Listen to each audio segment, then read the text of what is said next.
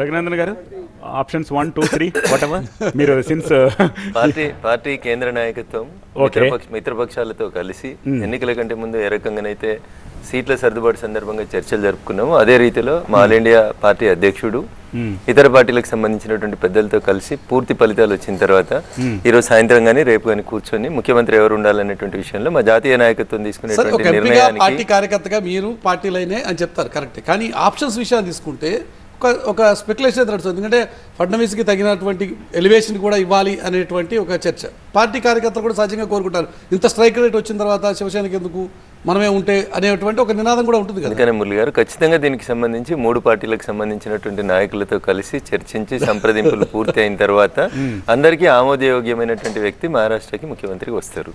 అదే 3 పార్టీల సంయుక్తమైనటువంటి నిర్ణయంగా ఉంటుంది. అందరినీ ఒప్పించి మెప్పించిన తర్వాతనే ఏ నిర్ణయం అయినా బయటికి వెళ్ళబడుతుంది. అప్పటిదాకా దయించి వెయిట్ చేయాలని నేను సవినయంగా మీకు అప్పీల్ చేస్తాను. కిరణ్ కుమార్ గారు ఒక్క రూపాయి కూడా పెట్టుబడి లేకుండా యోగా బిజినెస్ చేస్తూ నెలకి 1,00,000 సంపాదిస్తూ ఉన్నారు. మీరు వారి నుండి ఈ బిజినెస్ గురించి నేర్చుకోవాలా? ఫ్రీడమ్ యాప్ ని డౌన్లోడ్ చేసుకోండి. ఒకసారి రాకేష్ దగ్గరికి వెళ్దాం. మా ప్రతినిధి రాకేష్ ప్రస్తుతం లైవ్ లో జాయిన్ అవుతున్నారు. రాకేష్, ఎట్లా ఉంది సిచ్యువేషన్ మహారాష్ట్రకి సంబంధించినంత వరకు? తెలుగు ఇన్ఫ్లుయెన్స్ మనం మాట్లాడాం, రేవంత్ రెడ్డి చేసినటువంటి ప్రచారం, అలాగే పవన్ కళ్యాణ్ చేసినటువంటి ప్రచారం, ఇలాంటి ప్రచారాలు అన్నీ కూడా ఇప్పుడు ఎంత ఇంపాక్ట్ చూపించాయనేది నెంబర్స్లో కనబడుతోంది. ఏం చెప్తోంది అక్కడ ఉన్నటువంటి అటు కాంగ్రెస్ నాయకత్వం కానీ ఇటు బీజేపీ నాయకత్వం కానీ? ఒకసారి విజువల్గా చూసినట్లయితే మనం ఎలక్షన్ కమిషన్ ఆఫ్ ఇండియా ఒక మ్యాప్ ఇచ్చింది మహారాష్ట్రకు సంబంధించినటువంటి. ఆ మ్యాప్లో ఎక్కడెక్కడైతే పవన్ కళ్యాణ్ ప్రచారం చేశారో దాంతోపాటుగా ఎక్కడైతే తెలుగు స్టేట్కి సంబంధించినటువంటి బార్డర్ ఉందో ఆ బార్డర్ మొత్తం కూడా కాషాయ రంగులో కనిపిస్తుంది.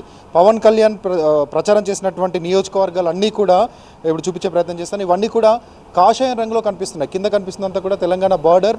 10 నియోజకవర్గాల్లో డైరెక్ట్గా బార్డర్ ఆనుకొని ఉంది. 10 నియోజకవర్గాలు పూర్తిగా ఉన్నాయి. ఆ తర్వాత 27 నియోజకవర్గాలు మొత్తంగా మహారాష్ట్రలో తెలుగు వాళ్ళ ప్రభావం ఉన్నటువంటి నియోజకవర్గాలు 27 ఉంటాయి. అందులో 10 నియోజకవర్గాల్లో దాదాపుగా పవన్ కళ్యాణ్ ప్రభావం కనిపిస్తుంది. 6 నుంచి 7 నియోజకవర్గాల్లో ఆయన ర్యాలీ చేశారు, బహిరంగ సభల్లో పాల్గొన్నారు. దాంతోపాటుగా కొన్ని రోడ్ షోస్లో కూడా పార్టిసిపేట్ చేశారు. డెగ్లూర్, తుల్జాపూర్ నుంచి మొదలు పెడితే రాజురావు వరకు 10 నియోజకవర్గాల్లో తెలుగు లీడర్లు ప్రచారం చేశారు. ఆ 10 నియోజకవర్గాల్లో 8 నియోజకవర్గాల్లో ప్రస్తుతం బీజేపీ లీడ్లో కనిపిస్తుంది. దాదాపు గెలిచినట్లే అనుకోవచ్చు. ఇక కాంగ్రెస్ ప్రచారం చేసినటువంటి చంద్రాపూర్, రాజూరా, డిగ్రాస్, వార్దా, నాగపూర్, బోకర్, షోలాపూర్ కానీ రేవంత్ ప్రభావం కనిపించలేదు అనుకోవచ్చు. ఎందుకంటే కాంగ్రెస్ పార్టీ ఈసారి తన స్ట్రైక్ రేట్ చూసుకుంటే చాలా పరిమితంగా ఉంది. పర్సంటేజ్ ఆఫ్ ఓట్ తీసుకుంటే state wide percentage of vote తీసుకుంటే కేవలం 9% వరకే కన్ఫైన్ కావాల్సిన పరిస్థితి వచ్చింది. సో కాంగ్రెస్ పార్టీ ఓవరాల్గా కాంగ్రెస్ కూటమికి వచ్చిందే ప్రస్తుతం వస్తోందే 51 స్థానాలు.